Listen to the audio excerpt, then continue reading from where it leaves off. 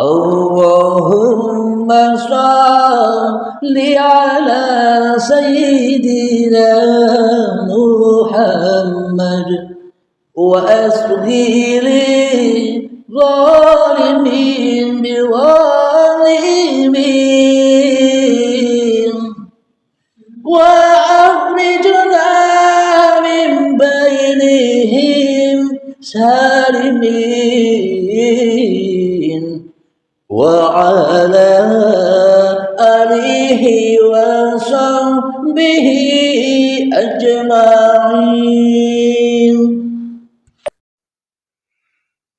Jadi diri kita sok merasa menjadi sang Khalid di dalam hati kita daripada menjadi makhluk. Alhamdulillahirabbil alamin.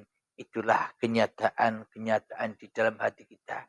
Maka untuk berperang melawan kaum jahiliyah, berperang melawan diri kita sendiri yang selalu jahil dan jahil kepada Tuhannya ini, maka kita tidak bisa perang sendiri tanpa mendatangkan Rasulullah, tanpa mendatangkan Isa dan Al-Mahdi. Maknanya apa sih? Isa dan Al-Mahdi, ya belajar ilmu hakikat dan ma'rifat secara benar. Jadi kejahiliaan hati ini, jadi kejahiliaan hawa nafsu ini agar bisa dipulangkan, agar bisa diislamkan, maka datangkanlah Rasulullah. Jadi berontaklah kita kepada perbudakan-perbudakan iblis dan setan selama ini yang kita diperbudak olehnya. Berontak, demo untuk meruntuhkan kerajaan iblis dan setan yang ada di dalam hati kita. Bila kita sudah tahu musuh kita yang nyata, ya enak perangnya. Yang sulit itu adalah manusia yang tidak tahu musuhnya, bahwa dirinya adalah musuh yang nyata baginya. Sehingga manusia pada buta membuat musuh-musuh orang-orang lain. Menjadikan agama-agama lain menjadi musuhnya. Menjadikan golongan-golongan lain menjadi musuhnya. Menjadikan aliran-aliran orang lain menjadi musuhnya. Salah fokus, salah musuh. Padahal musuhnya bukan di luar dirinya, tapi musuhnya adalah dirinya sendiri. Alhamdulillahirabbil alamin. Jadi kembali ke tema yang tadi, setan itu selalu mengumandangkan, bro, Allah itu laisa kamitslihi syai'un. Allah itu tidak seperti apa-apa. Allah tidak seperti siapa-siapa. Tidak mungkinlah Allah menciptakan apa-apa. Tidak mungkinlah Allah menciptakan siapa-siapa. Hanya Engkau yang tahu apa-apa. Hanya Engkau yang tahu siapa-siapa di dalam hatimu. Ini kan menjerumuskan. Meskipun kelihatannya ayat itu memang ada di dalam Al-Quran, diabadikan di dalam Al-Quran, laisa kamitslihi syai'un. Benar, tidak ada yang salah. Tapi golongan siapa yang berada di sini? Bila manusia menyangka Allah laisa kamitslihi syai'un, ya selamanya manusianya tidak pernah bertuhan di hatinya. Selamanya manusia tidak bisa ketemu Tuhannya di hatinya. Lalu buat apa sholat-sholat dan ibadah kita? Muspro. Tidak ada gunanya.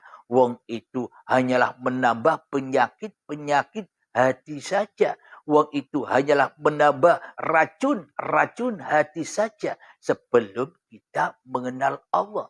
Karena yang merasa menjalankan ibadah dan sholat itu masih hawa nafsunya, ya semakin budeklah, semakin najislah hati ini. Bagaimana mungkin kita bisa nyembah Allah sementara kita kufur kepada Allah? Bagaimana mungkin kita menyembah Allah sementara kita selama ini selalu dan selalu jahiliyah mensekutukan Allah dengan diri kita sendiri di hati kita selama ini. Inilah kenyataan-kenyataan yang selama ini belum kita baca. Ayat-ayat suci Allah yang selama ini kita tinggalkan. Kita sibuk mencari di luar, tapi yang di dalam menjadi kuburan dan gelap. Kita sibuk berziarah ke para wali-wali. Kita sibuk berziarah ke makam para wali-wali. Sedangkan kuburan walinya di dalam hatinya mati. Kuburannya sendiri, walinya di dalam hatinya gelap. Maka ya gelap semua. Karena Allah tidak memandang wajah dan hartamu. Allah tidak memandang ilmu dan amalmu. Allah tidak memandang nasab-nasab keturunanmu. Turunan siapa kamu? Tidak dipandang oleh Allah. Bila Allah memuliakan turunan Nabi, Kan'an kok celaka. Tidak mengikuti ayahnya Nabi Nuh. Jadi Allah tidak melihat itu semua. Allah hanya memandang siapa yang kau pertuhankan di hatimu. Bila yang kau pertuhankan di dalam hatimu adalah dirimu yang ada, yang wujud, yang nampak, yang jelas, yang berkuasa, yang berilmu, yang merasa beramal. Meskipun kau turunan presiden, meskipun kau turunan khalifah, meskipun kau turunan nabi pun, semuanya tak ada gunanya. Jangan kau mencari mulia, karena yang mulia itu adalah Tuhan yang menciptakan kamu. Nabi Muhammad sallallahu alaihi wasallam baginda Nabi, dan Nabi Isa pun juga pernah wanti-wanti berwasiat kepada para sahabat-sahabatnya. Wahai sahabatku, jangan pernah kau memulia-muliakan aku. Jangan pernah kau mendewa-dewakan aku. Aku ini hanyalah manusia biasa seperti kamu. Bedanya aku hanya menerima wahyu dari Tuhanku untuk kusampaikan kepada kamu. Namun dewakanlah, namun Tuhankanlah, namun muliakanlah Tuhanku dan Tuhanmu. Ini kata Nabi Muhammad sallallahu alaihi wasallam dan kata Nabi Isa alaihissalam. Jadi maknanya apa? Jadi dewakanlah, Tuhankanlah, muliakanlah hidup yang menghidupi aku dan hidup yang menghidupi dirimu. Itu yang harus kau mulia-muliakan. Itu yang harus kau dewa-dewakan. Itu yang harus kau hadap di dalam persembahan dan pengabdian hatimu. Alhamdulillahirabbil alamin. Kanjeng Nabi saja tidak cari mulia, kok manusia cari kemuliaan. Dia tambah jauh dari Tuhannya. Mulia kok dicari. Kenapa kok cari mulia? Karena sebenarnya tidak mulia. Maka cari itu cari mulia. Allah subhanahu wa ta'ala, uripe Allah, meskipun tidak kita muliakan, ya tetap mulia. Karena yang maha mulia. Meskipun Allah tidak kita sucikan di hati kita selama ini, yang kita sucikan hanyalah hawa nafsu kita sendiri, Allah tetap suci. Karena Allah maha suci. Tidak usah dicari lagi, tidak usah disucikan lagi. Wong Allah tetap suci. Alhamdulillahirabbil alamin. Jadi bila manusia sudah kembali ke alam laisa kamitslihi syai'un, bila manusia sudah sadar bahwa dari mana keberadaannya, yakni dari kegaiban. Manusianya dari ketiadaan, manusianya dari ketidakwujudan, manusianya berawal dari ketidakhidupan, manusianya berawal dari ketidakkuasaan sesuai umurnya manusia. Seumpama saya umur 50 tahun, di mana saya 50 tahun yang lalu? Kan tidak ada. Kan bukan siapa-siapa. Kan bukan apa-apa saya 50 tahun yang lalu. Nah, bila laisa kamitslihi kita sandarkan kepada Allah, maka selamanya kita yang jadi Tuhan di hati kita. Ora bisa nembokke pangerane. Akan tetapi bila manusia kita rela, ridho bahwa kitalah, manusia kitalah yang tak bisa berapa-apa dan tak bisa bersiapa-siapa, maka nyatalah la ilaha illa anta al-malikul haqqul mubin, maka nyatalah Allah bagi manusia yang diciptakan Tuhannya. Maka nyatalah Allah. Manusia gaib, Allah wujud. Manusia Adam, Allah wujud. Manusia mati, Allah hidup. Nah, sama dengan Allah Maha Gaib. Bagi golongan siapa? Ya bagi golongan orang-orang yang belum kenal Tuhan. Yang diwujudkan hanya manusianya, Allahnya gaib. Ya tak bisa nyembah. Bila Allah itu tak ada, buat apa kita nyembah Allah? Bila Allah itu gaib, buat apa kita nyembah Allah? Ya muspro.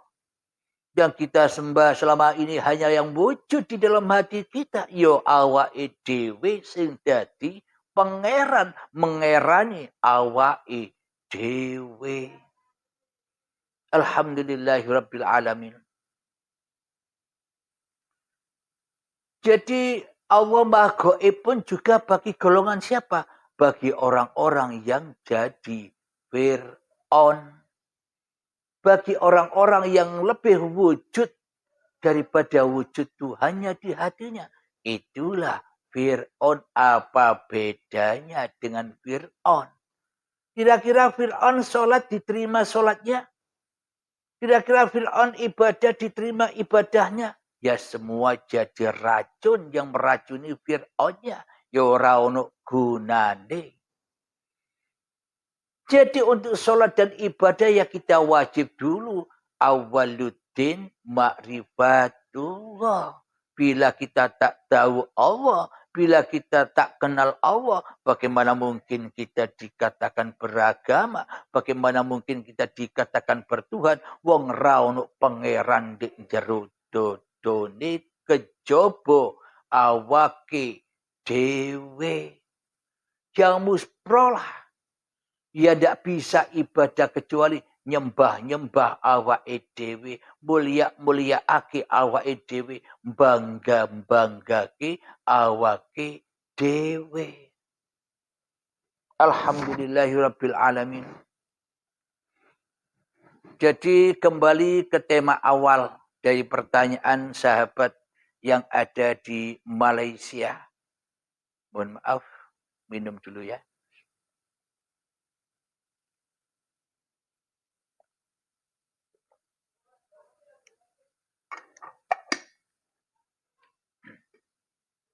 Kembali ke laptop kepada tema pertanyaan saudara kita yang ada di Malaysia. Kang Mas, bila kita sudah mengenal Allah, sudah tahu Allah, sudah bertemu Allah, apa kita masih wajib sholat 5 waktu? Apa kita masih wajib ibadah-ibadah di syariat itu? Bila Anda memang benar-benar sudah kenal Allah, bila memang Anda benar-benar sudah bertemu Allah, berarti ya Anda bebas meninggalkan sholat. Anda bebas meninggalkan ibadah. Anda bebas meninggalkan seluruh aktivitas-aktivitas Anda. Wong mengenal Allah, wong bertemu Allah itu harus mati dulu. Kalau tidak mati, mana mungkin bisa ketemu Allah. Kalau tidak mati, mana mungkin bisa menghadap Allah. Bila tidak mati, apa bisa berjumpa dengan Allah? Bila Anda sudah mati, apa wajib sholat? Bila Anda sudah mati, apa wajib ibadah? Bila Anda sudah mati, apa wajib melaksanakan kewajiban-kewajiban di dalam kehidupan ini? Bila Anda mati, bila Anda menyangka, bila Anda mengakui sudah kenal Allah, sudah bertemu Allah, berarti kan Anda mati. Allahumma salli ala Sayyidina Muhammad wa asghiri zalimin biwalimin wa akhrijna min bainihim salimin وعلى آله وصحبه أجمعين